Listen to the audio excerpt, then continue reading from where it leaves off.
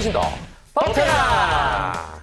닐리리야 닐리리야 니나노 국회로 내가 돌아간다. 얼쑤. 네. 자, 닐리리야 닐리리야 매주 국회로 출근하는 MC 김현웅입니다.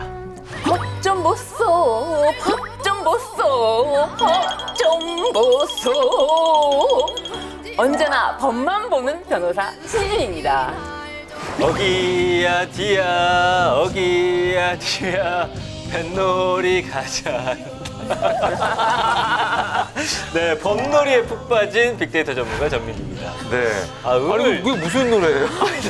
어기야 디어 차 어기야 디어 어기야 차. 이거예요? 아니면은 네. 뭐야? 나도 잘 어기야 모르겠어. 디어 어기야 디어 너무 여러 개 핑계를 좀 있어요. 대자면은 네. 신혜진 변호사 옆에서 네. 읽다 보니까 음을 찾지 못했어요. 아, 되게 헷갈려. 먼저 듣고 나서 하니까 순서를 바꿔야겠네. 노래할 때마다 노래할 때. 힘들어요. 야, 이거 괴지나 칭칭나네 뭐 이런 노래도 있고 우리가 네. 민요가 참 많아요. 그러니까 이거 알아요, 신병? 그렇죠. 하늘에는 별도 많고 괴지나 칭칭나네 괴지나 칭 이런 노래도 있고 네. 노래 부르는 건 재밌어요. 이런 것도 있잖아요. 네. 이 산으로 가면 쑥쑥 쑥쑥 저 산으로 가면 쑥쑥 쑥쑥. 잘 맞네요. 이거 참 우리가 민요파였네. 그러네. 예. 자, 언제 들어도 민요는 즐겁습니다. 요즘 국악이나 민요가 세계로 나가는 분위기 아니겠습니까? 그거 있잖아요. 네. 범 내려온다, 범이 내려온다.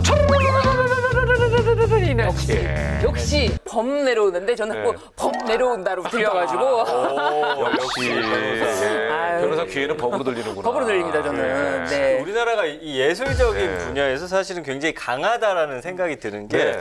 BTS. 그렇죠. 네. 빌보드 역사 써내려가고 있죠. 그러니까요. 그다음에 우리 영화 또 네. 오스카를 막 뒤흔들잖아요. 대단합니다. 예. 아니 진짜로 우리가 빌보드 차트에 1위를 할 수 있을까?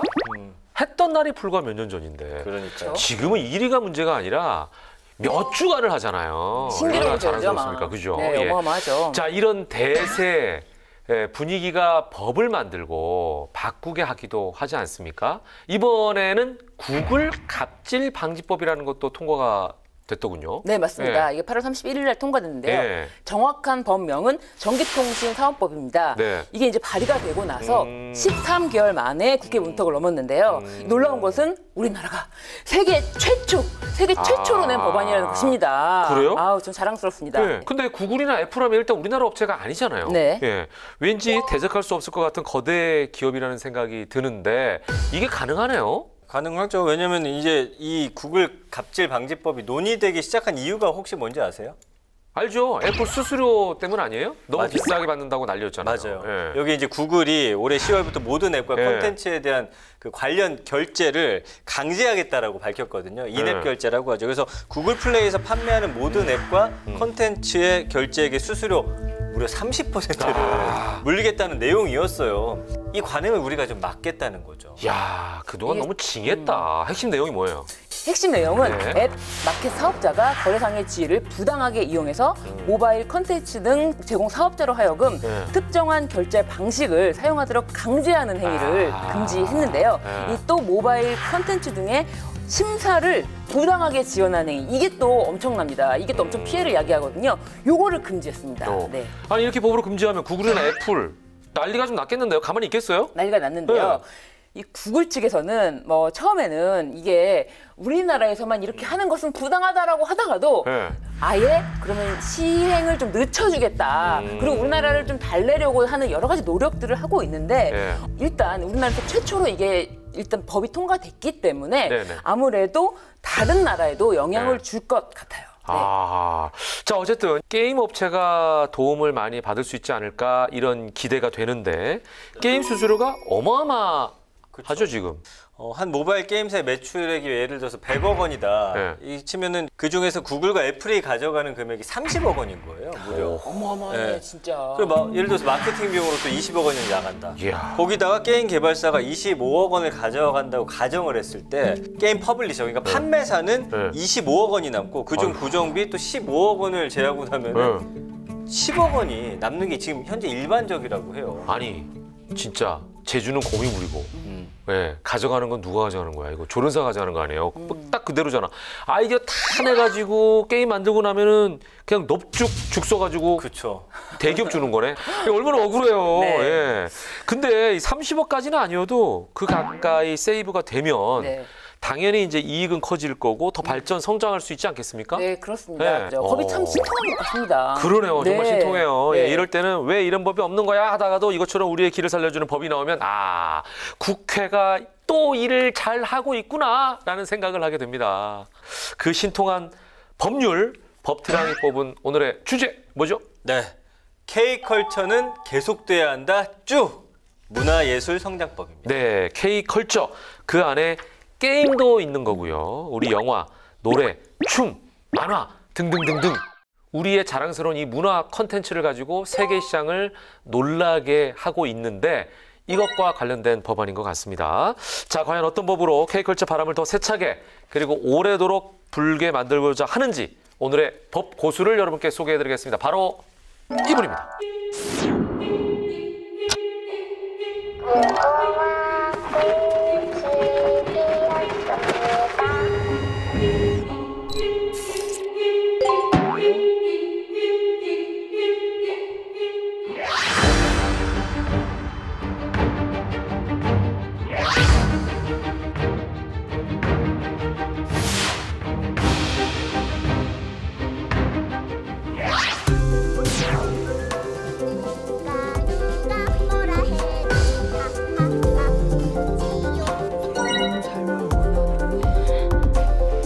안녕하세요. 해석의 상황수 사용법을 알려드리겠습니다.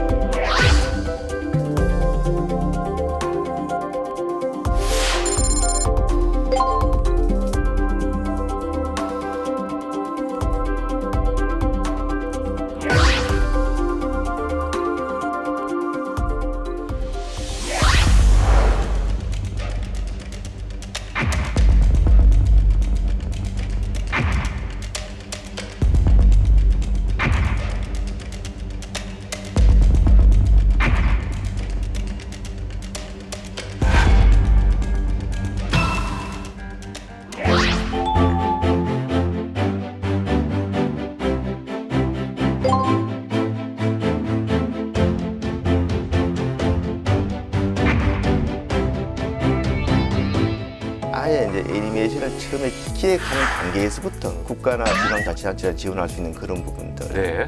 70, 80컷을 한 주에 완성하려면은 거의 밤잠을 자지 않고 작업을 해야 된답니다. 표준계약서를 작성해가지고 과도하게 일을 못하도록 하는 이런 문화재들의 그 보존 관리에서부터 시작해서 모든 것들을 이제 디지털화하고 문화 콘텐츠 산업으로 이런 것들을 활용할 수 있도록 연결시키는 작업들.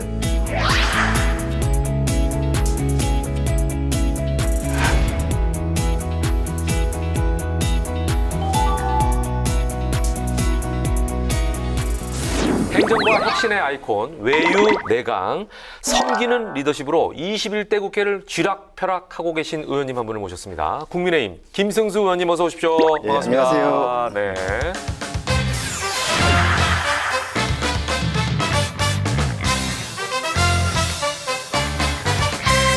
자, 이제 국정감사가 끝났다고 여기서 끝이 아닌 것 같습니다. 김 의원님이 예산결산위원회 위원이시잖아요. 예, 그렇습니다. 그래서 아마 누구보다도 바쁘지 않을까. 사실 예산결산위원회에 계신 분들이 저는 개인적으로는 예. 돈을 주무시는 분들이니까 제일 힘이 세지 않을까 싶은데 어떠세요? 제일 바쁘시죠? 정말 바쁩니다. 이 짧은 시간, 예. 과거에 비해서 굉장히 그 심사 기간이 짧아졌고 또 예산 규모는 많이 커졌기 때문에 예. 정말 정신없는 하루를 보내고 있습니다. 그러니까요. 또 뭐 내년 예산이 뭐 600조가 넘는다 뭐 그러니까 그걸 가지고 또 여러 가지를 짜려면은 그죠? 그렇죠. 불과 2년 전에 이제 500조 간신히 네. 돌파했는데 2년 사이에 100조가 늘었거든요. 20%가 늘었거든요. 예. 그렇기 때문에 그 신규 사업들이 또 굉장히 많습니다. 오. 신규 사업은 더 또 심사하기가 어렵기 예. 때문에 어려운 날들이 앞으로 좀 이어질 것 같습니다. 그러니까요. 보통 이런 경우에 돈과 관련되고 예산은 사실 지자체에서도 굉장히 이게 중요하잖아요. 그러면은 막 그냥 가볍게 여쭤보는데 막 압력이 들어오진 않나요? 아, 김현 우린 좀 더 줘야 돼. 뭐 이런 거 안 들어옵니까? 그 압력이라기보다는 굉장히 그 간절하게 그렇죠. 지방은 그렇죠. 물론이고 관련되는 사업과 관련되는 뭐 기관 그렇죠, 단체에서는 그렇죠. 당연히 그렇게 또 예. 국회의원들 찾아다니면서 예. 또 설명을 또 해야 되고 사실 불과 몇 년 전만 하더라도 예. 제가 직접 그런 역할을 했었습니다. 그렇죠. 저는 국회 많이 찾아다녔습니다. 그러네요. 그러니까 그 마음을 아시겠네요. 어떻게 예. 보면. 조금이라도 더 타내려고 하는 그 마음. 그래야 또 사업을 하니까요. 제가 이 사실. 돈이 있으면 정말 드리고 싶을 정도로 절박하게 찾아오시는 분들이 너무 많습니다. 예. 저희 그 국회 방송에도 어떻게 좀 예산을 좀. 사실 가끔 옵니다만 올 때마다 이 수리를 하고 있어요. 이 정물이 뭔가 좀 예산 지원 더 필요하지 않나 예. 그런 생각이 듭니다. 좀 부탁드리겠습니다. 네. 의원님이 과거에는 직접 이제 그 예산에 대해서 오히려 설명하러 다니기도 했다라고 네. 말씀하셨는데 공직 생활이 무려 30년 맞나요, 의원님? 예, 딱 30년 채우고 나왔습니다. 와, 어마어마하시네요. 조금 제가 일찍 공직에 들어왔고요. 또 네. 상당히 이제 근무했던 분야나 기관들 따져보면은 지방자치단체에서부터 시작해가지고 네, 네, 중앙부처 또 청와대 네. 그리고 우리 영국 대사관까지 굉장히 그 다양한 기관에서 다양한 업무를 맡아볼 수가 있었습니다. 그런 것들이 상당히 저한테는 지금 이 국회의원 생활하면서도 많은 도움이 되고 있고요. 연세라는 표현도 좀 멋쩍습니다. 예. 50대 중반이세요. 네. 예. 그러다 보니까 아니 행시를 23살에 패스를 하셨어요. 네. 그렇게 뭐 공부 잘하는 편은 아니고 아마 시험 운이 좋아서 빨리 됐던 것 같습니다. 겸손하시네. 예. 의원님 축하드릴 일이 조금 늦었지만 그래도 예, 예, 축하드릴 일은 축하드리고 뭡니까? 넘어가야죠. 뭐예요? 또 뭐예요? 대한민국 헌정 대상을 수상하셨거든요. 아유. 아유, 감사합니다. 기준이 굉장히 까다롭던데 예. 어떤가요, 의원님? 저도 굉장히 영광스럽게 생각을 합니다. 네. 사실은 뭐 받으리라 이렇게 생각을 못 했었는데 저희도 보좌진들이 굉장히 열심히 뛰어줬습니다. 열심히 이렇게 같이 뛰어준 덕분에 이렇게 정말 그 큰 상을 받게 되지 않았는가 싶습니다. 또 그 공을 예. 다른 분들에게 돌리시네요. 아니, 예. 너무 부끄러워하시는데 사실은 이게 쉽게 받을 수 있는 상이 그럼요. 아니에요. 기준을 예. 제가 좀 조사를 해봤는데 예. 자 이제 어떤 기준들이 있냐 보시면 국회 본회의 및 상임 및 출석률 그리고 법안 투표율 그리고 국정감사 성적 12개 항목을 통계로 분석해가지고 계량화해서 헌정 대상을 시상하는 겁니다. 정확하네요. 그러니까 네. 수치가. 예. 이 김 의원님 같은 경우는 국회 문화예술 법안 소위원장 지내시면서 네. 코로나19로 이 어려움에 처한 문화, 체육, 예술, 관광업계 지원했고 오. 본회의 상임 및 회의 출석률도 또 상위권에 오. 속한다라는 네. 점, 이게 아주 높게 평가를 받으셨고요. 네, 네, 네, 네. 특히 이제 대구 경북 국회의원 중에서 대표 발의한 아. 그 법률안의 본회의 통과율도 음. 가장 높았다고 합니다. 예. 제가 이제 공무원 출신이다 보니까 왜 이게 역시. 회의는 꼭 그 빠지면 안 되고 네. 습관이신 또 거죠. 들어가 있으면 또 이게 회의 시간 내내 앉아 있어야 그러니까 되고 습관이신 아마 거죠. 그런 것들이 이렇게 이제 점수로 연결된 것 같습니다. 그러네. 이런 상을 받고 나면 이제 뿌듯하기도 하시겠지만 부담도 되실 것 같아요. 왜 더 잘해야 된다라는. 그렇습 말씀입니다. 특히 이제 걱정되는 게 네. 못 받다 받으면 아 그동안 열심히 했구나. 그러니까요. 한번 그러는데 받아버렸기 때문에. 받았는데 못 받으면 네. 아 벌써 그렇게 좀 이렇게 좀 마음이 해진 거 아니냐 이런 또 질책을 또 받을 수 있기 때문에 네, 네. 상당히 저도 걱정이고 아마 우리 보좌진들도 굉장히 걱정할 것 같습니다. 아니, 의원님이 근데 이 21대 국회 시작부터 그 일지망이 예. 문화체육 관광위원회였다고 하는데 그 특별한 이유가 있었을까요? 우리 그 백범 김구 선생도 그런 말씀 하시지 않습니까? 강한 나라를 원하는 게 아니고 저 아름다운 나라를 원한다. 특히 그 한없이 그 문화에 힘이 있는 네. 그런 나라가 원한다 이렇게 예. 말씀하셨는데 실제 우리가 삶을 살면서 가장 그 중요한 부분이 문화적인 뭔가 이게 일을 하는 것도 중요하지만 그런 스트레스를 해소하면서 또 재충전하는 그런 게 중요한 거 아니겠습니까? 예. 그래서 특히 이제 대구 부시장을 할 때 네네. 대구가 상당히 또 알려진 것보다는 문화, 음악 이런 쪽에 발달돼 있는 도시입니다. 맞아요. 대구에 공연이 가잖아요. 꽤 공연도 많이 가고 요 공연 티켓 판매율도 대구가 굉장히 높아요. 예. 뭐 가수거리 같은 것도 있지 않습니까? 맞아요. 그런 것도 있고. 김광석 예. 김광석 거리가 네. 있고 예. 정말 잘 알고 맞아요. 계세요. 예. 제가 그 더빙도 나레이션도 제가 했어요. 예. 아. 김광석 거리 소개하는. 대구를 뭐 이게 예. 굉장히 문화 도시를 단적으로 표현하는 이야기가 예. 6.25 그 전쟁 포화 속에서도 클래식이 흐르던 도시. 그 정도로 이제 6.25 때 보면은 부산이 행정 수도였다 그러면 대구가 문화 수도였어요. 그때 많은 그런 문화 예술인들이 대구에서 활동을 하셨고 또 그런 영향인지 상당히 그 음악과 또 미술에 대한 네네. 시민들의 조예가 굉장히 예. 높습니다. 그래서 우리 그 수도권과 지역을 떠나서 또 소득을 떠나서 많은 분들이 좀 골고루 문화 향유계를 좀 갖도록 하는데 좀 역할을 해야 되겠다. 뭐 이런 생각에서 제 일지망으로 뭐 확실하게 제가 문화체육관광위원회를 손을 들었습니다. 그러니까요. 그러니까 이제 많은 분들이 대구하면 뭐 섬유 산업 그리고 뭐 의료 산업 이렇게 알고 계시지만 문화의 도시다라는 것도 좀 알아주시면 좋겠다라는 바람과 함께 자 이제 본격적으로 오늘 주제 법이죠. 문화예술 성장법에 대해서 소개할 법안들이 많이 있습니다. 첫 번째 법안부터 본격적으로 살펴볼까요? 네, 차트로 살펴보죠. 김승수 의원님의 K컬처는 계속돼야 한다. 쭉 문화예술 성장법. 네. 그 첫 번째는요. 뽀롱뽀롱 제2의 뽀통령을 만들어라 K&E 성장법입니다. 아하 뽀로로를 좋아하시나 봐요. 제가 5살 아들 딸 쌍둥이가 있는데요. 뽀로로 엄청 좋아하거든요. 제가 뭐 사실 뽀로로 세대는 아닙니다만 예, 그렇죠.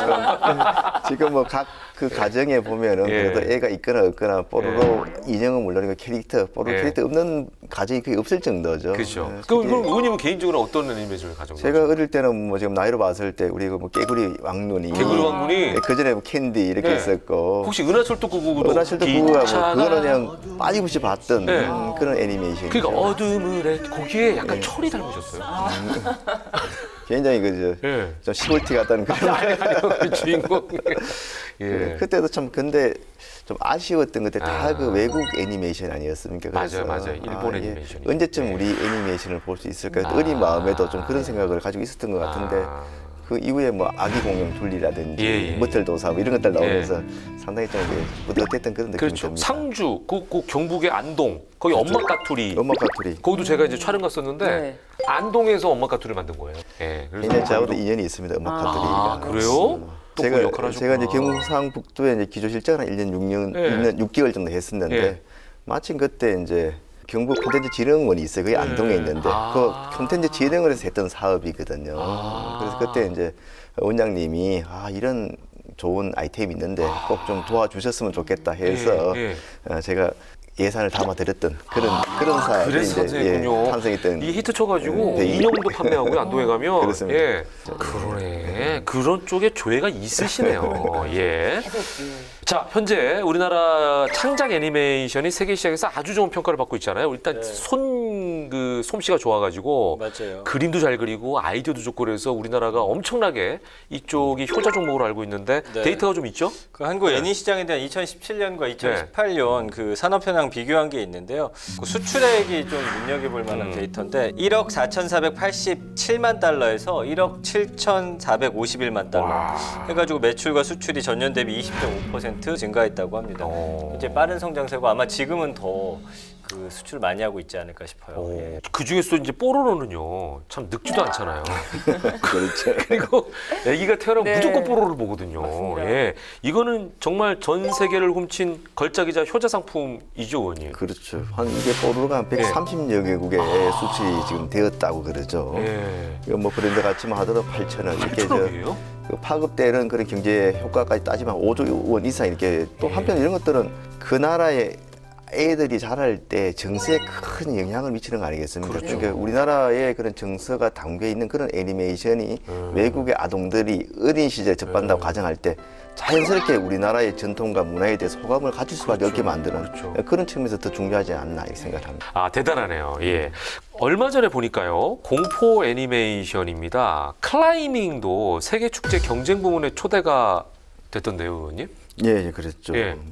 저도 이제 클라이밍을 한번 봤는데 예. 상당히 그 스토리 보드가 이게 독창적이고 탄탄하고 그렇습니다. 그리고 그림도 애니메이션도 일상 우리가 늘 봐왔던 그런 애니메이션과는 좀 다른 아주 그 선이 굵은 그런 쪽의 그 그림을 작가가 그런데 그런 것도 상당히 의미가 있고요. 특히 이제 국제 영화제 이렇게 유럽 쪽이나 이런 데 가서 이렇게 보면은 좀 스릴러 이런 쪽에 상당히 또 이게 선호하는 매니아들이 많이 있더라고요. 그래서 대중성 측면에서 봤을 때는 조금 떨어질지 모르겠지만서도 특정 매니아층을 겨냥했을 때는 굉장히 좋은 스토리와 또 좋은 그런 그림이었기 때문에 또 네, 평가도 네. 좋지 않나 생각이 됩니다. 네, 그러네요.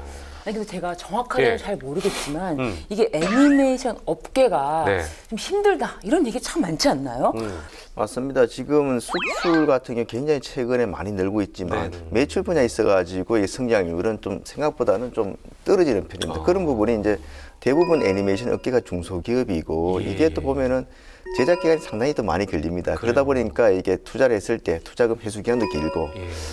그러니까 이제 선뜻 이게 투자에 나서는 펀드들이 좀 많지 않고 또 한편으로 근무 환경이나 보수 체계 이런 것들이 넉넉치가 않습니다. 그래서 이쪽에서 하소연 하는 게 젊은 인재들을 채용해 가지고 디자인이나 뭐나 이렇게 시큰 이렇게 한 1, 2년 정도 잘 이제 좀 가르쳐 놓으면은 뭐 게임이라든지 여건이 좋은 다른 쪽으로 바로 이렇게 스카우트 돼가는 그런 상황이 계속 반복되기 때문에 사실상 정말 버티기가 쉽지 않다. 외국과의 경쟁도 경쟁이지만 국내에서 다른 업종, 유사 업종하고 경쟁도 굉장히 갈수록 치열해지기 때문에 힘들다 이런 얘기를 좀 들었습니다. 그러니까 저희가 이제 성공한 것만 보니까 야, 대단하구나 이러지만 이렇게 성공하기 위해서 얼마나 많은 실패작들이 있겠습니까? 이제 그걸 버티기가 쉽지 않은 거죠. 예. 뭐 몇 네. 가지를 간담회에서 들으신 내용 이제 말씀을 해주신 거거든요. 네. 그 외에 또 뭐 이런 점이 좀 지원을 받았으면 좋겠다라든지 요구사항 기억나는 거 다른 것도 있으신가요? 이제 애니메이션 생태계도 크게 급변하고 있는 거죠. 우리가 이제 그 방송 같은 경우에도 과거 이제 지상파 위주에서 이제는 유튜버라든지 넷플릭스 같은 그런 OTT 쪽으로 막 맞아요, 급속도로 이제 전환이 되고 있는데 그러다 보니까 이쪽이 어떻게 좀 그 애니메이션을 좀 상영될 수 있도록 할 것인가. 그런데 굉장히 중소기업들은 어려움을 많이 겪고 있고. 네. 그리고 이제 수출이 굉장히 늘고 있다고 말씀을 하셨는데 사실 수출을 하려다 보면은 그런 여러 가지 이제 그 계약 관계에 있어가지고 국내 계약도 어려운데 외국과의 계약 관계 이게 누구한테 또 자문을 받을 것인가. 그리고 또 특정 국가 같은 경우에 상당히 또 지적재산권을 침해하는 경우가 많이 있어요. 이런 지적재산권 침해와 관련된 분쟁에 대해서 휘말렸을 때 중소기업들은 대책이 없는 그렇죠. 그런 경우가 많기 때문에 이런 여러 부분들이 상당히 지금 국가에서 굉장히 좀 관심을 가지고 신경을 써야 될 그런 부분으로 생각이 됩니다. 요구사항이 굉장히 많네요. 네, 그죠? 그렇죠. 예. 예, 그래서 이런 요구사항 그리고 이런 그 조금 열악한 중소기업들의 염원을 담아서 이제 법안을 만드신 것 같은데 K&E 성장법 어떤 내용이 핵심 내용인지 좀 소개해 주시죠. 앞서 네. 이제 열거했던 이런 문제점들을 어떻게 국가나 지자체에서 도와줄 수 있도록 근거를 만들 것인가가 주로 이제 개정 법안에 들어 있습니다. 네. 애니메이션 진행에 관한 법률 내에 아예 이제 애니메이션을 처음에 기획하는 단계에서부터 중앙이나 이제 국가나 지방자치단체를 지원할 수 있는 그런 부분들. 네. 그리고 앞서 이제 OTT 같은 그런 온라인 그 방송 그 서비스 사업자들이 애니메이션 업체에 대해서도 좀 지원해 줄 수 있는 또 근거 조항. 그리고 꼭 수도권뿐만 아니고 그 지방자치단체 같은 경우에도 이런 애니메이션을 미래 산업으로 그 지역에서 육성해가지고 지역 일자리도 창출하고 또 지역 경쟁력도 키울 수 있도록 그런 지역 클러스터를 만드는 이런 내용들이 좀 들어 있습니다. 그렇군요. 예. 지역 클러스터라는 말씀을 해주셨는데 예. 이것에 대해서 좀 지금 확 와닿진 않거든요. 영화 같은 경우에 부산이 굉장히 지금 뭐 부산 영화제 또 만화 같은 경우에 부천 같은 경우 이런 것들처럼 애니메이션도 어떤 지역의 특정 지역에 애니메이션 육성을 위한 그런 클러스터를 조성할 수 있도록 근거 조항을 만들고 그랬을 경우에 창작에서부터 시작해서 그거를 가지고 왜 미국 같은 데 보면은 큰 그 디즈니. 놀이동산 있지 네, 않습니까? 디즈니. 그런 것들까지 연계시켜서 이렇게 하면은 지역이 다시 또 되살아날 수 있는 그런 쪽에도 큰 역할을 할 수 있지 않겠는가. 저도 미국에 있을 때 그 올랜도에 네네네. 디즈니랜드도 있고 유니버설 그 스튜디오도 있는데 그런 것들 때문에 얼마나 많은 사람들이 그 올랜도로 또 찾아갑니까? 맞아요. 그런 것들에 좀 꿈을 펼칠 수 있는 근거를 마련하기 위해서 이 법에 넣었습니다. 야, 진짜 생각만 해도 그러니까요. 신나네. 아니 근데 말씀을 들으면서 갑자기 심영래 선생님이 생각이 났어요. 그분이 본인이 그 만든 캐릭터 있잖아요. 고질라.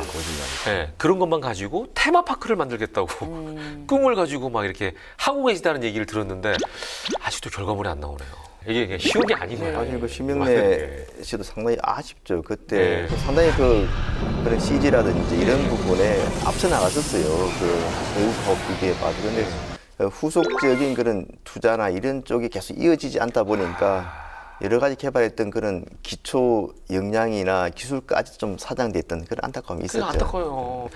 자, 아무튼 K컬처는 계속돼야 한다. 쭉 우리가 문화예술 성장법에 대해서 알아보고 있는데 두 번째 법안으로 넘어가겠습니다. 네, 두 번째 법안 살펴보죠. 두 번째는요. 만화 작가의 든든한 멘토가 되어줄게 K 웹툰 진흥법입니다. 이 웹툰의 뜻이 인터넷을 통해 연재하고 있는 만화, 그러니까 웹과 카툰의 합성어인데 맞아. 이거 혹시 어느 나라 말인지 아세요? 우리나라만 아니에요? 어떻게 알았어요? 아니 알고 있었어요? 핸드폰 이런 것도 우리나라 말이잖아. 네, 나 핸드폰. 미국 가가지고 핸드폰 얘기했다가 네. 완전 창피당한 거 알죠? 알고 있었구나. 예. 그러니까 이런 말 우리가 잘 만들어요. 영어 합쳐가지고 우리말을 만들어 잘. 맞아요. 자, 여기서 또 한번 여쭤볼게요. 의원님이 요즘 즐겨보는 웹툰은 뭐세요? 웹툰도 보십니까? 사실은 저는 웹툰을 즐겨는 하는데 최근 들어서는 잘 보지는 못하고 있는 그런 상황입니다. 글쎄요. 바쁘시니까. 이게 한 번 보면 또 막 빠지죠, 그죠? 맞아요. 빠져가지고 계속 봐야 돼.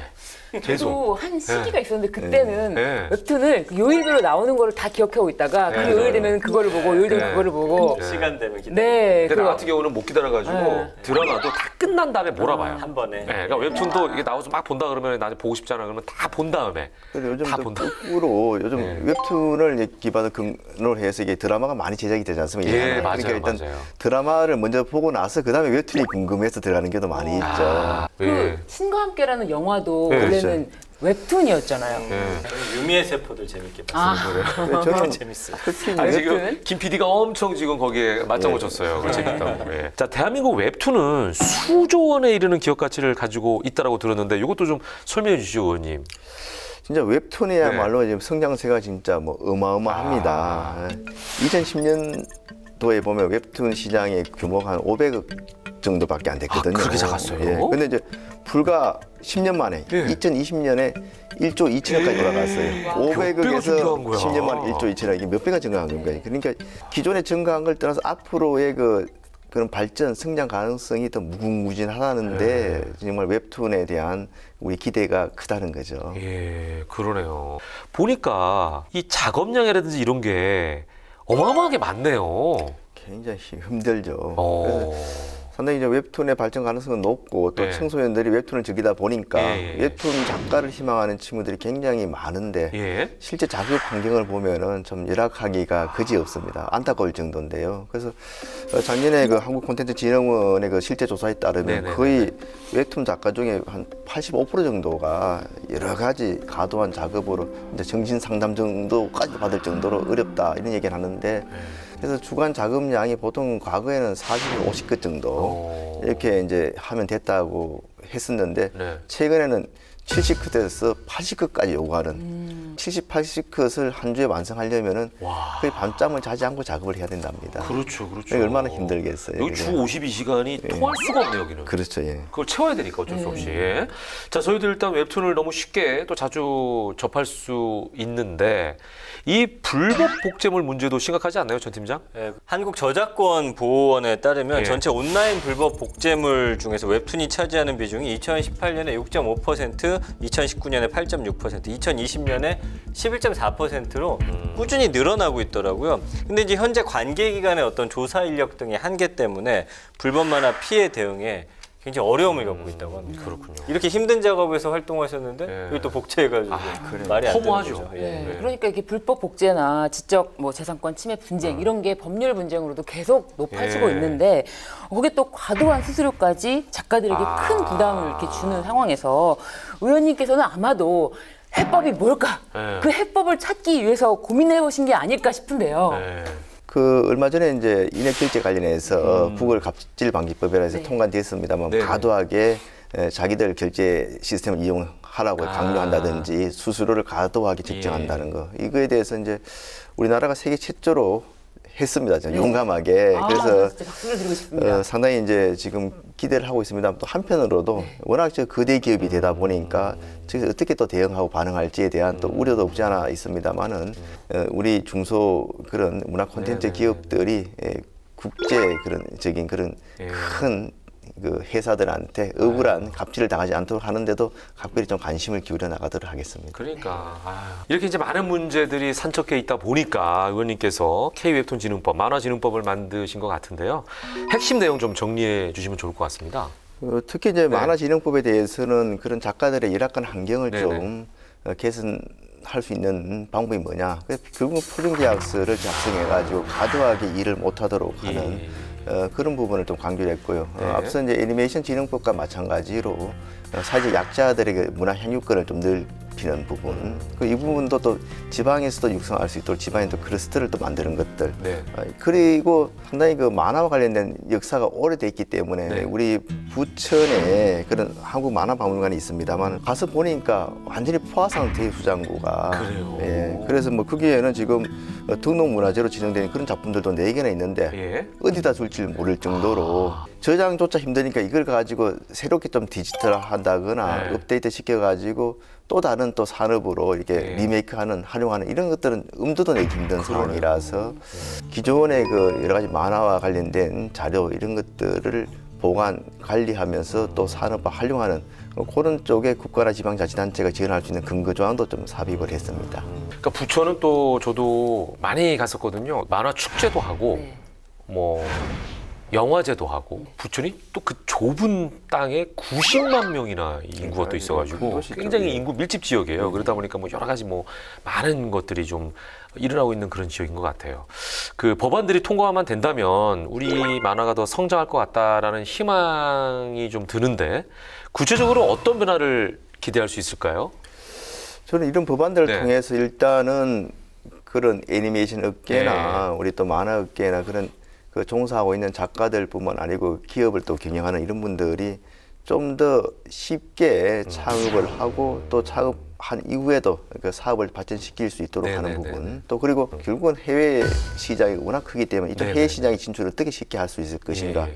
그 진출 과정에서 또 저작권 침해와 같은 그런 장애 요인을 어떻게 극복할 수 있을 것인가 이런 데 대해서 실질적으로 많은 도움을 줄 수 있지 않겠는가 생각을 하고 있습니다. 그러네요. 예. 뭐 제조업이라든지 이런 실질적으로 물건을 만드는 산업도 중요하겠지만 이런 거 아이디어 가지고 어떤 보이지 않는 이런 무형의 컨텐츠는 정말 그 가치가 무한하잖아요. 그죠? 그런 부분에 있어서 의원님의 이런 법안들이 굉장히 소중하게 쓰일 것 그래서 같습니다. 앞으로는 네. 이게 뭐 AI라든지 예. 또 자율주행 자동차라든지 네, 네. 그리고 이제 근무 시간에 또 장tuk 제모로 인해 가지고 사람들이 어떤 일에 묶여 있거나 하는 시간보다는 굉장히 자유롭게 생활할 수 있는 시간이 많이 네, 네. 늘어날 수밖에 없거든요. 예. 그러면은 그 시간을 뭐를 가지고 예. 소비를 하느냐? 결국은 다양한 문화 콘텐츠를 가지고 소비할 수밖에 그렇죠. 없는데 예. 누가 그런 다양한 문화 콘텐츠를 우선적으로 또 네. 경쟁력 있게 퀄리티 있게 제공하느냐? 네. 정말 이쪽에 우리가 그 강조하고 육성해야 될 산업이 문화 콘텐츠 산업이라 생각을 합니다. 예, 예, 예. 자, 뭐 개인적으로 저는 이제 법태랑이라는 우리 프로그램 뒤에 보면은 이것도 캐리커처잖아요. 네. 예, 요거로도 어떻게 좀 캐릭터 사업을 저걸로 하면은 더 이렇게 우리 프로그램을 또 널리 홍보할 수 있지 않을까 이런 생각도 더불어 이런 모든 게 다 이런 역시, 모든 게 다 역시. 마케팅적인 예. 요소니까 예. 자 계속해서 K컬처는 계속돼야 한다 쭉 문화예술 성장법 세 번째 법안 살펴보죠. 네, 세 번째 법안은요. 문화유산도 AI가 필요해. 문화재 디지털 대전환법인데요. 이게 어떤 취지에서 출발한 법안인지 좀 궁금하네요, 의원님. 방금 전에 AI 맞아요. 말씀하셨는데 예. 사실은 뭐 지금 디지털 시대 아니겠습니까? 네네네. 모든 것들을 이제 디지털화하고 또 그런 디지털 정보 자원을 어떻게 예. 여러 가지 서비스를 활용하느냐가 앞으로 이제 각 국가의 경쟁력을 좌우하는 그런 관건이 될 텐데 네네. 문화재도 그렇습니다. 지금 이미 우리 국립중앙박물관이나 이런 여러 군데 이제 문화재를 그 보관 관리하는 데 가보면은 네. 디지털화된 자료를 가지고 전시를 한다거나 설명을 한다거나 이런 것들을 많이 보고 있는데 이거를 종합적으로 이게 정리해서 체계적으로 서비스하는 그런 그 체제가 아직 갖추어지지 않았어요. 그래서 이제 이런 문화재들의 그 보존 관리에서부터 시작해서 홍보 또 관광 서비스 이런 쪽도 체계적으로 또 활용할 수 있도록 하면서 나중에 또 산업으로까지 연결, 네네. 문화 콘텐츠 산업으로 이런 것들을 활용할 수 있도록 연결시키는 네. 작업들 그리고 전체적인 컨트롤 타워를 만들어 가지고 네네네. 꼭 우리 정부 기관뿐만 아니고 대학이라든지 연구소도 문화재를 그 보존 관리하거나 이런 관련 기관들이 많기 때문에 그런 기관들하고 상호 원활한 소통, 네트워크를 구축하는 것들 뭐 이런 것들을 이 법에 좀 담고 있습니다. 네. 문화재 빅데이터 어떤 플랫폼을 만드는 법안이라고 그렇죠. 쉽게 예, 생각하면 되겠네요. 예. 그러네요. 예.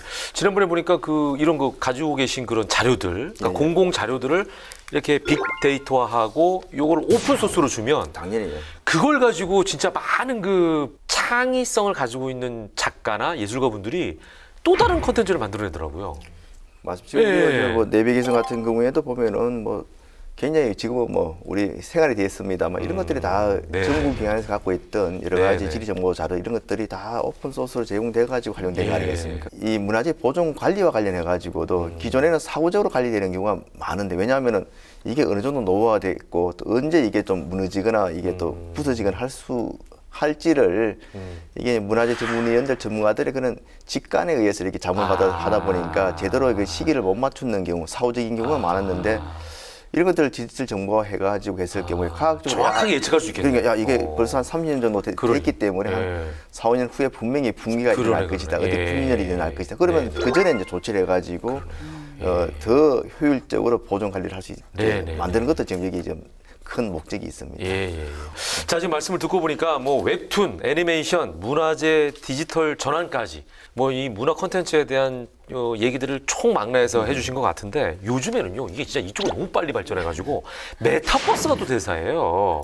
의원님도 관심이 많으신 편인가요? 아 정말 너무 이게 저희가 이게 빠르게 이게 진전되고 있는 부분이 메타버스 분야고 예. 그래서 자칫하다 보면은 민간 부분 또 외국은 저만큼 가 있는데 예. 우리는 뭐 그거를 도와주지는 못할 망정 뒤에서 걸치적거릴 수밖에 없는 게 정치권이나 이게 행정이 돼서는 안 된다 싶어서 좀 열심히 좀 보고는 있습니다만은 너무 쉽지 않은 그런 분야입니다. 그래요. 메타버스는 또 전 팀장이 전문가잖아요. 이거 좀 설명해 주세요. 뭔가는 아니지만 어쨌든 이 메타라는 게 네. 초월이라는 뜻이고요. 이제 네. 버스는 유니버스에서 벌스를 딴 겁니다. 아하. 그래서 어떤 세상, 뭐 우주, 그래서 가상 세계라고 하죠. 이미 뭐 네이버의 제페토라든지 그렇죠. 이런 메타버스 세계 안에서 사실은 수많은 경제 활동도 이루어지고 있고 문화 활동도 이루어지고 있기 때문에 예. 앞으로는 우리가 꼭 집중해서 봐야 할 예. 그런 키워드가 아닌가 싶습니다. 예. 이 로블록스 같은 경우에는 사실 유튜버보다 그 미국 청소년은 더 많은 시간을 보내고 있고요. 금방 그 네이버 제페토 같은 경우에도 우리 그런 젊은 친구들은 상당히 많이 이용을 하고 있죠. 네네네. 이게 뭐 메타버스 자체가 또 다른 세계이기 때문에 지금 네. 현실 세계에서 이루어지고 있는 많은 모든 것들이 이루어지고 있거든요. 그래서 이제 또 다른 캐릭터, 국회도 상당히 좀 유행을 하고 있고 실질적으로 상거래도 지금 활발하게 이루어지고 있어요. 다 또 메타버스하고 또 블록체인하고도 또 연계되는 결제 수단하고도 연결되기 때문에 네네네. 정말 고민해야 되고 또 논의해야 될 부분이 굉장히 많습니다. 네네. 이 메타버스 관련 예. 법안을 준비하고 계시는 과정인가요? 지금 국회 내에서 예. 뭐 법안 준비를 하고 있는 의원들이 거의 없을 겁니다. 작년에 우리가 이제 문화 콘텐츠 그런 국회 포럼이 있어가지고 예. 저도 이렇게 외부 전문가들 강의를 듣고 이렇게 하다 보니까 야 너무 우리 정치권은 물론이고 정부 부처조차도 준비가 안 되어 있구나 해서 그럼 김 의원님이 선구자시네요? 그래서 제가 이제 문체에 또 있다 보니까 저라도 이게 뭔가 좀 그러니까. 열심히 좀 공부를 해가지고 최소한 빨리 좀 네. 도와줄 수 있는 부분 도와줘야 되겠다 싶어서 열심히 공부하고 있는 그런 상황입니다. 이게 너무 빨리 가니까 법이 쫓아가지 못하겠지만 그래도 이 다루고 있는 세계가 우리랑 너무나 친숙한 세계여가지고 그렇죠. 예, 즐겁지 않았나 이런 생각이 듭니다. 앞으로도 또 그 원대한 어떤 밑그림을 그리는 그 세계가 있으실 것 같은데 어떤 세상을 꿈꾸고 계세요, 의원님? 가상 세계까지 이렇게 들어와서 연결시키면은 네네네. 현실 세계 여러 가지 본인이 불만스러운 것들 이런 것들도 해소할 수도 있고 또 다른 그런 여러 가지 경제 활동이라든지 다른 생활 영역 시장이 커지는 거죠 보면은. 네. 그래서 얼마나 더 빨리 문화 콘텐츠를 이용하고 또 메타버스와 같은 또 가상 세계를 활용하느냐에 따라서 앞으로의 경쟁력도 굉장히 높아질 뿐더러 그런 국민들의 그 삶의 수준, 풍요로움 네네. 그리고 또 갈등도 오히려 완화시킬 수 있는 큰 역할을 할 수 있지 않겠는가. 그래서 우리나라가 명실공히 문화 콘텐츠의 초일류 국가로 좀 성장할 수 있도록 하는데 조그마한 밑거름이라도 제가 됐으면 하는 그런 의지, 의욕을 가지고 이 일을 좀 하고 싶습니다. 네네네. 아유. 좀 뽀로롱을 해주십시오. 뽀통력이라고 하잖아요. 네. 제가 봤을 때는 이 국회에서 이 문화예술 분야에서는 진짜 우리 김진수 의원님을 따라갈 사람이 없을 것 같다. 지금 네. 진짜 앞으로도 의원님께서 원하시는 그 문화예술 부분의 성장에 대해서는 쭉 의정활동 잘 펼쳐나가시길 기대하겠습니다. 문화 네. 콘텐츠 분야의 승수로는 뭐 어마어마한 분야예요. 네. 예. 뭐 K컬처가 지금 전 세계를 휩쓸고 네네. 있는데 이야기 듣다 보니까 어떤 환경이라든지 규제 이런 것들이 좀 발목 잡고 있는 것도 있는 것 같아요. 그래서 좀 우리나라가 또 세계를 선도할 수 있는 그런 나라가 될 수 있도록 우리 의원님께서 좀 많이 힘써 주셔야 될 것 같습니다. 네네. 자, 흔히 그 방송을 하다 보면 좀 앞서가거나 잘하는 사람에게 이런 표현을 씁니다. 촉이 좋다. 이런 표현을 쓰는데 아까 제가 이제 선구자라는 표현을 썼습니다만 김승수 의원이 바로 그런 분이 아닌가 싶습니다. 문화예술 분야에 대한 뛰어난 촉으로 더 나은 미래, 또 대한민국의 새로운 먹을거리를 많이 만들어주시길 부탁드리겠습니다. 오늘 귀한 시간 내주셔서 고맙습니다. 예, 감사합니다. 네. 열심히 더 하겠습니다. 네.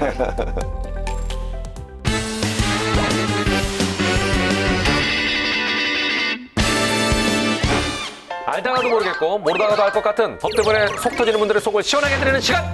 궁금할 법 하지. 네. 자, 두 분 혹시 우리나라에서는 커플들이 결혼을 결심하면 제일 먼저 뭘 하는지 알고 있습니까? 그 두 사람 결혼하기로 제일 먼저 부모님 찾아가서 허락받는 거 아닙니까? 둘 사이에서 프로포즈를 해야 결혼을 할지 말지를 결정하지 않겠습니까? 프로포즈가 그러니까. 먼저예요. 꽃다발, 꽃길. 요즘에 또 그것도 인증해야 되거든요. 저도 사실은 결혼하기 전에 네. 결혼 날짜 다 잡고 뭐 이미 혼인신고도 했었어요. 미리. 근데. 네, 왜냐면 혼수가 있었으니까. 근데 프로포즈를 그러면 이미 다 끝난 거 아닙니까? 근데도 프로포즈를 해야 되더라고. 해야죠. 그래서 어떻게 되나 고민하다가 막 이제 막 나름대로 막 이렇게 준비하고 막 눈치가 빨라 또 우리 와이프가 그래서? 흥을 다 깨네. 모른 채 할 것이지. 근데 내가 뭘 했냐면 네. 내가 상품으로 그 저기 S본부 나가가지고 도전천국에서 네. 노래 불러가지고 딴 그 황금 열쇠가 있었어요. 와우, 황금 그걸 열쇠. 녹여가지고 녹여서. 금 가락지를 만들어서 와, 로맨틱하다. 프로포즈를 했더니 네. 요즘에 누가 금 가락지를 가지고 프로포즈를 하냐. 아, 진짜 금가락지요? 진짜 금가락지. 그게 차고 다니라는 게 아니잖아. 의미가 있는 거잖아. 하지 말 걸. 예. 네. 자, 우리가 그 대한민국의 커플들은 네. 프로포즈를 하기도 하겠지만 사실은 이제 결혼을 결심하고 나면 궁합을 보는 경우도 있다 그럽니다. 네. 예. 궁합보다는 두 사람의 사랑이 얼마나 견고한가. 네. 서로가 성격이 얼마나 잘 맞나 뭐 이런 게 중요할 것 같기도 한데 자, 오늘은 궁합 때문에 일어난 사건을 제가 준비해봤습니다. 오늘의 궁금법 사연 잘 들어보시기 바랍니다. 시작합니다. 자기야 어제 내 생일이었잖아. 세상에 우리 그이가 고급 레스토랑 예약해놓고 목걸이까지 선물로 준비한 거 있지? 맨날 생일이었으면 좋겠다. 어머, 너무 부럽다. 고급 레스토랑에 선물에. 나는 언제 남친 생겨서 그런 선물 받아보지? 부럽다. 에이 부럽긴. 자기도 곧 좋은 사람 생길 텐데 뭐. 아이고 우리 소녀 씨는 아직도 남자친구가 없어라? 네네. 그런데 자기야, 어제 갔던 그 레스토랑 어디야? 주말에 친구들 만나려고 하는데 가봐야겠다. 많이 비싸? 거기가 어디냐면 말이야. 그런 데라면은 나가 데려다 줄 수 있는데. 괜찮아요. 제가 알아서 잘 다녀요. 근데 자기야, 그 목걸이는 있잖아. 그건 어디 거야? 그런데 소녀 씨 생일은 언제든가? 제 생일이요? 갑자기 그건 왜? 아니 그냥 궁금해서 그러지. 생년월일이 어떻게 되는겨? 거시기 그 태어난 시는 알고 있고? 과장님, 자꾸 그런 걸 왜 물어보세요? 13살 많은 직장 상사 김 과장은 자꾸만 고소녀 씨에게 생년월일, 태어난 시간을 물었고 몇 차례 대답을 회피하던 고소녀 씨는 자꾸 귀찮게 굴자 어쩔 수 없이 생년월일을 알려줬습니다. 그런데 어이없게도 그 사주를 들고 김 과장이 달려간 곳은 바로 점집이었습니다. 무릎팍 무릎팍팍 무릎팍 무엇이든 깨뜨려보는 버테랑도사 팍팍. 무엇이 궁금해서 찾아오셨습니까? 컴만, 내서 맞춰볼 테니까네. 딱 보니까 치자 문제네. 치자. 역시 소문대로 영험하구먼요. 어찌 아셨을까? 지가 마음에 든 처자가 있는데 어찌 지랑 궁합이 괜찮을지 좀 봐주셔요. 어디 보더라고. 아이쿠야, 대랑도사 인생 20년 만에 이런 궁합 처음인기라. 하늘과 땅이 맺어준 천생연분인기라. 결혼을 안 하면 내 손에 창을 지진대. 어디 보자. 자식은 어머면 낳으면 낳을수록 사남매는 기본 순풍일세. 이 처자 무조건 꽉 잡았소마. 복댕이래. 아이고 도사님 참말로 고맙구먼요. 도사님 말대로 꼭 잡아버릴게요. 결국 김 과장은 소녀 씨의 사주로 몰래 점집에 찾아가 궁합을 받고 이 사실은 며칠 후 소녀 씨에게로 곧바로 전달이 됩니다. 자기야 자기 소개팅 어때? 내 남친 친구인데 말이야. 그 아나운서 김연옥 닮았다는데 어때? 아이고 소개팅이 무슨 소개팅이요. 소녀씨 그런 거 다 쓸데없는 겨. 아무짝에도 소용이 없다니까. 아니 제가 소개팅을 하겠다는데 왜 그런 말씀을? 어차피 천생연분은 정해져 있는데 쓸데없는 인연은 뭐하러 자꾸 만드는겨? 천생연분이요? 아니 도대체 뭐라는 거야? 좀 알아듣기 쉽게 말씀을 하세요. 아, 그것이 우리가 말이여 천생연분이여.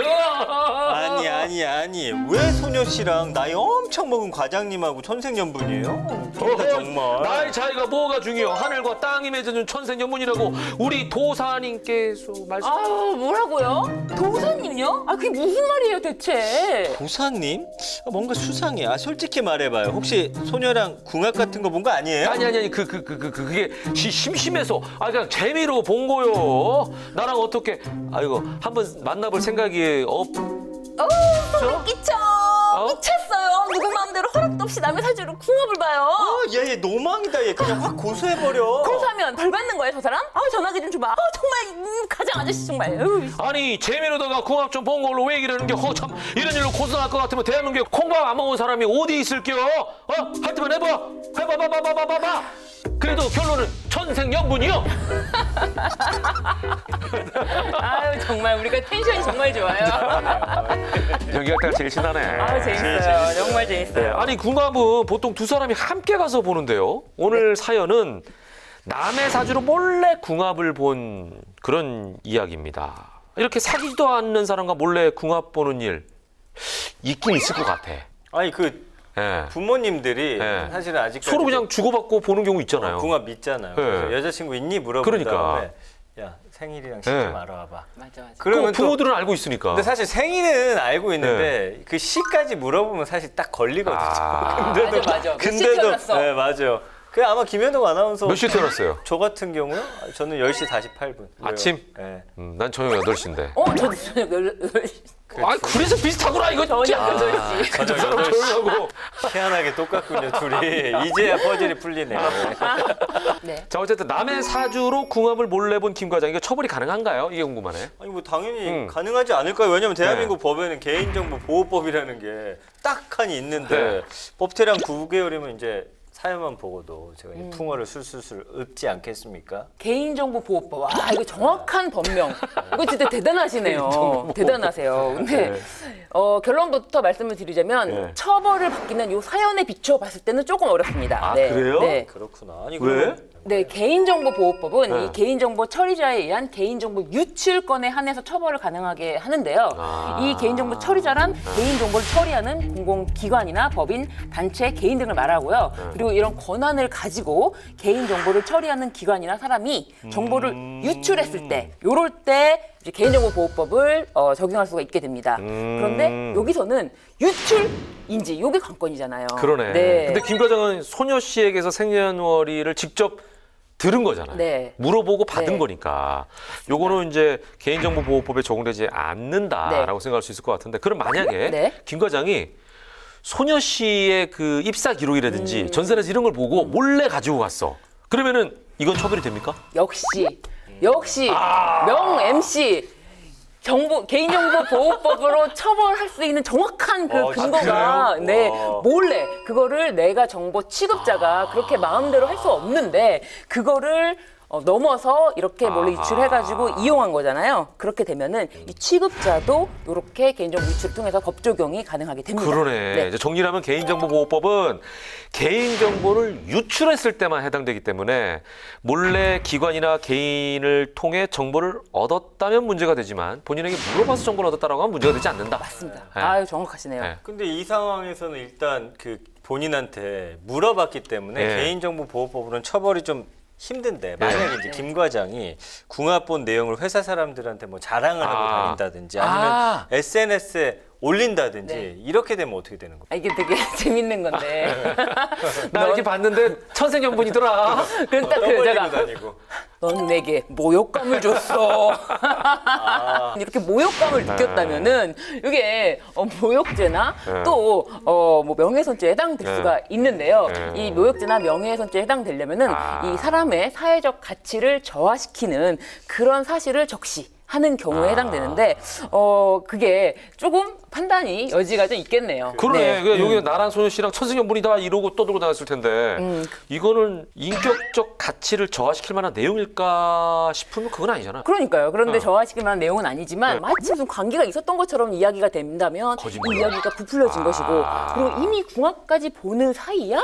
라고 하면 오해를 또 불러일으킬 수도 있고 그렇다면 이미 이 여자보다 뭐 13살이나 많다고 하는데 이미 회사에 저런 관계도 있는데 또 딴 남자를 만나고 있네 라고 할 수도 있고 여러 가지 갈래가 있기 때문에 요거는 조금 위험하기 때문에 그런 판단이 구체적인 정황을 좀 더 살펴봐야 될 것 같아요. 네. 그럼 이제 궁합 본 거 요것만 갖고는 단순히 처벌하기는 좀 어려울 것 같고 네.